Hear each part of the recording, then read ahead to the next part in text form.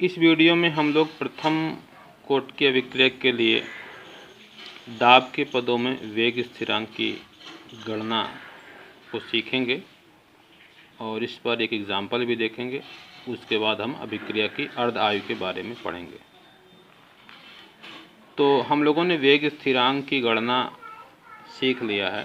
वेग स्थिरांक को निकालना प्रथम कोटि के अभिक्रिया के लिए k बराबर होता है 2.303 बटे t log r0 बटे r। ऊपर जो होती है प्रारंभिक सांद्रता और नीचे जो होती है समय t बराबर t पर अभिकारक की सांद्रता। दोनों सांद्रता किसके लिए आती है? अभिकारक के लिए आती है।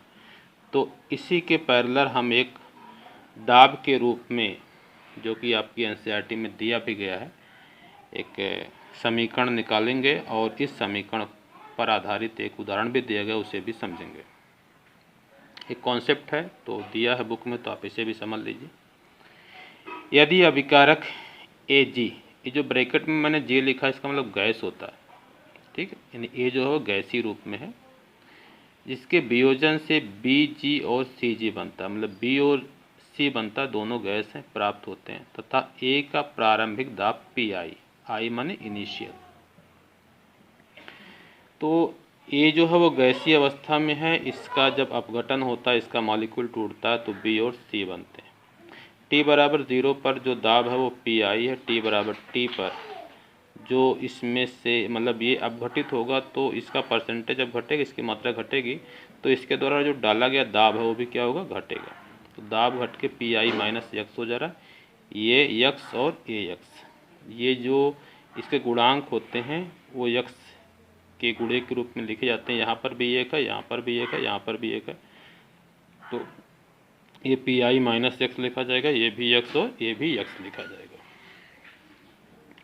समय t पर दाब, अब देखिए समय t पर टोटल दाब, कुल दाब, यहाँ पर आपको कुल भी लिख लेना चाहिए, है ना।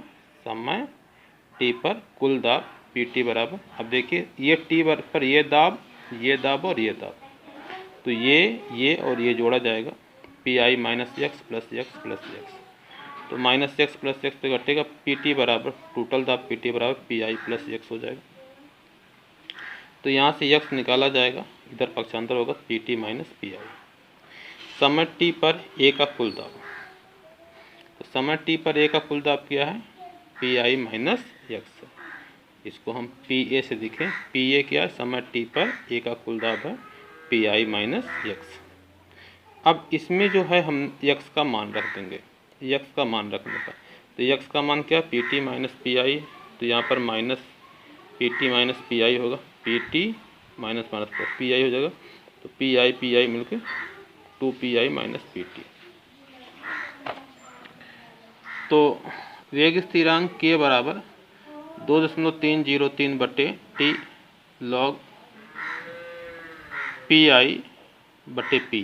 ये आप याद रखिएगा, जो Pa है ये समय t पर जो अभिकारक है उसका दाब है, और जो Pi है ये अभिकारक का प्रारंभिक दाब है। इसको याद रखना, ये दोनों दाब अभिकारक के हैं, ये प्रारंभिक है, समय t पर है। तो इस फार्मूले में अगर हम Pa का मान रखेंगे, जो कि हमने निकाला 2Pi माइनस t, तो हमें एक फार्मूला ये मिल जाएगा। लेकिन इस फार्मूले का प्रयोग सवालों को लगाने में नहीं करना है, सवालों को बेसिक से जैसे इसका डेरिवेशन किया गया वैसे ही करना है। तो इस पर मैं एक एग्जाम्पल अब आपको समझाने जा रहा हूँ। इस एग्जाम्पल को आप देखिए, जबकि आपकी बुक का ही है।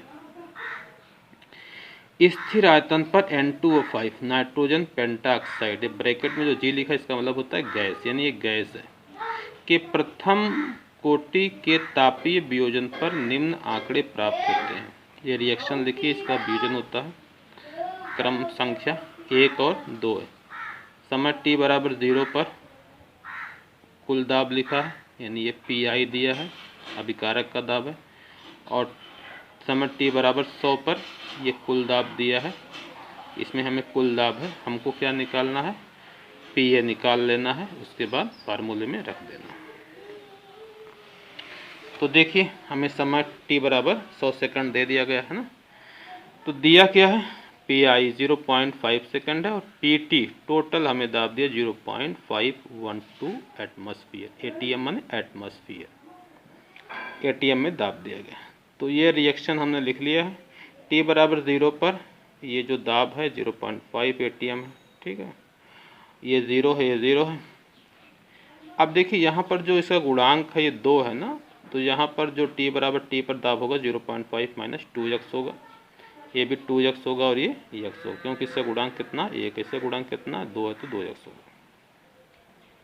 समय t पर कुल दाब, तो Pt बराबर होगा ये जोड़ना, इसको इसको इसको जोड़ना, तो 0.5 minus 2x plus 2x plus x, 0.5 plus x Pt हो जाएगा। तो यहाँ से हम x निकाल सकते हैं, Pt माइनस 0.5x।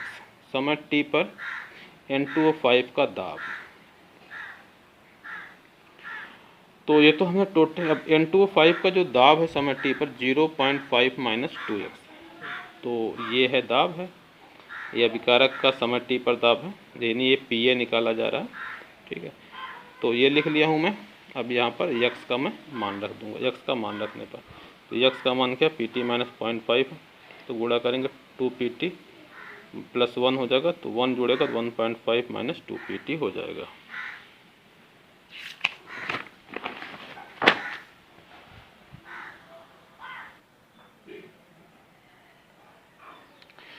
हाँ देखिए, इसमें जब हम मान रख देंगे Pt का मान, तो 2 गुणे Pt का मान हो 0.512 हो जाएगा।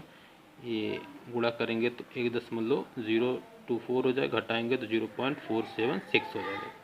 अब वेग स्थिरांक के लिए व्यंजक होता है k बराबर 2.303 बटे k log pi बटे pa। पी क्या होता है, इनिशियल प्रेशर होता है। पी क्या होता है, समय t पर अभिकारक का दाब होता है।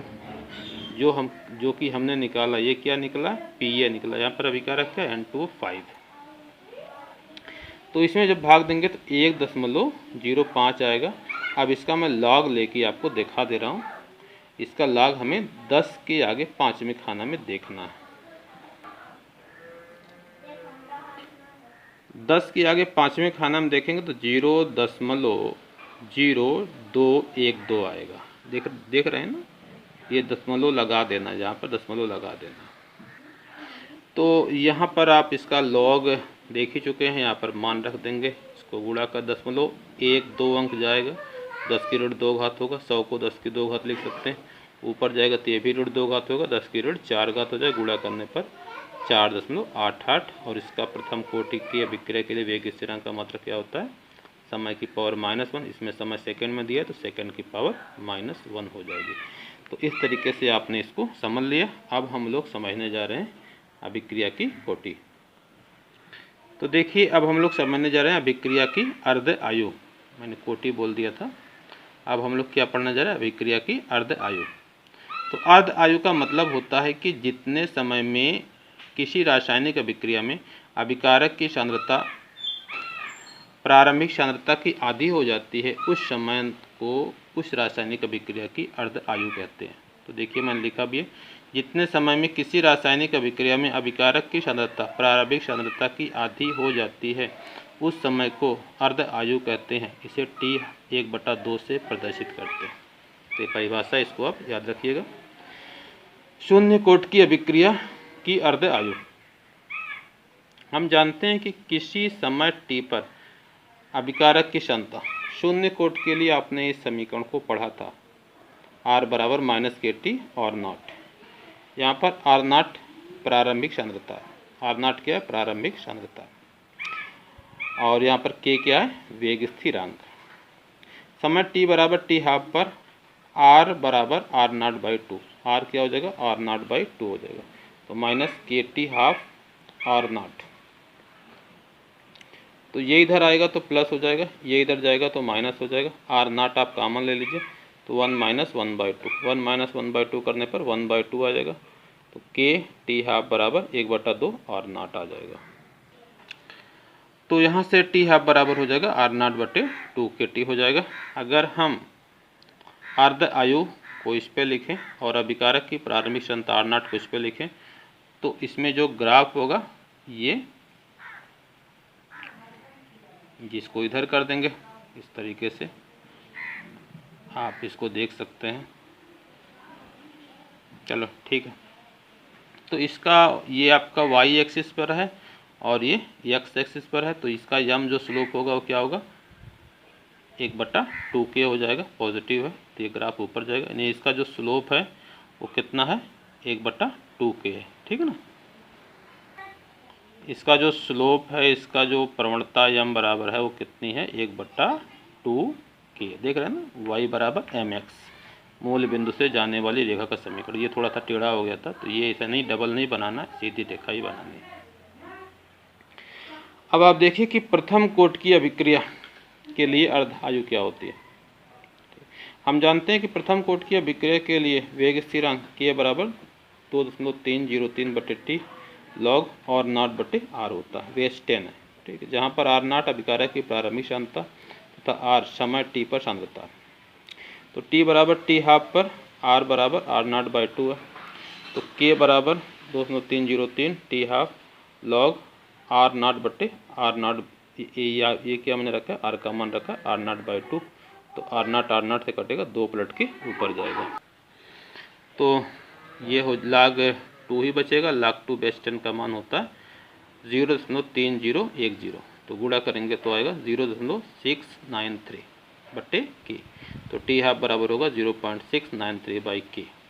तो इस तरीके से आप देख रहे हैं कि प्रथम कोट की जो अभिक्रिया की अर्ध आयु होती है वो अभिकारक की सांद्रता पर, प्रारंभिक सांद्रता पर निर्भर नहीं करती है, जबकि शून्य कोट की अभिक्रिया की जो अर्ध आयु होती है वह अभिकारक की प्रारंभिक सांद्रता पर निर्भर करती है।